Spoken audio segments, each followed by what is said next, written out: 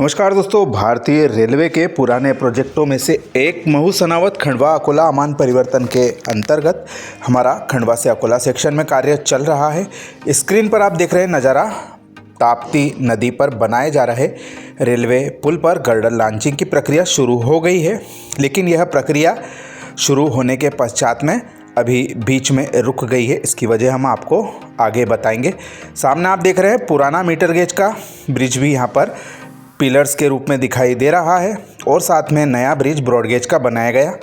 पूर्व में जो ब्रिज की ड्राइंग सामने आई थी उसमें ब्रिज के कुल 6 पिलर बनाए जाने थे, जिस पर कि 6 ओपन वेब गर्डर जो हमारी 45 मीटर से कुछ अधिक लंबाई वाली और एक कंपोजिट गर्डर 24 मीटर वाली, यानी कि कुल लगभग 300 मीटर लंबाई का यह ब्रिज बनाया जाना था, लेकिन ड्राइंग बदल दी गई और 3 पिलरों का ब्रिज बनाया गया।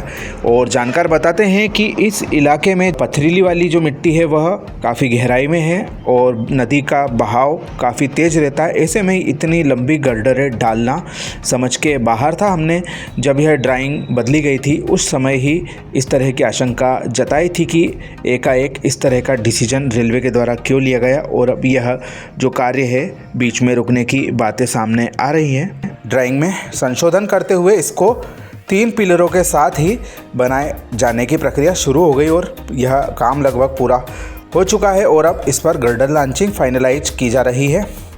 यह प्रक्रिया 20 नवंबर के आसपास से शुरू हुई थी और यह जो लॉन्चर आप देख रहे हैं सबसे आगे, यह गर्डरों को धीरे धीरे आगे सरकाता जाएगा और यहाँ जो आप देख रहे हैं यह हमारी गर्डरें आगे तक धीरे धीरे ले जाएंगी।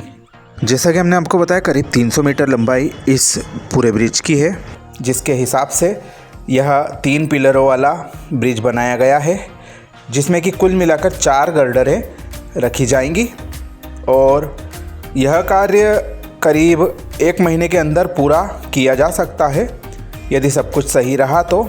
अभी फ़िलहाल में तो यह सुनने में आ रहा है, जैसा कि अभिजीत भावसार जी के द्वारा बताया गया, कि तकनीकी दिक्कतों की वजह से जो गर्डरों का बैलेंस है वह दिक्कत पैदा कर रहा है। ब्रिज के बारे में जानकारी पता चलने पर दक्षिण मध्य रेलवे के अधिकारी और तकनीकी अमला स्थल पर पहुंच गया है और उनके द्वारा जानकारी ली जा रही है और जल्दी ही इस प्रॉब्लम का हल निकाला जाएगा, ऐसा सुनने में आ रहा है। और ये आप देख रहे हैं हमारी जो पुराने ब्रिज के बगल में ही नया ब्रिज बनाया गया है और ताप्ती नदी का बहाव अभी बिल्कुल कम चल रहा है और यह सामने आप देख रहे हैं बाकी के पिलर भी आपको दिखाई दे रहे हैं।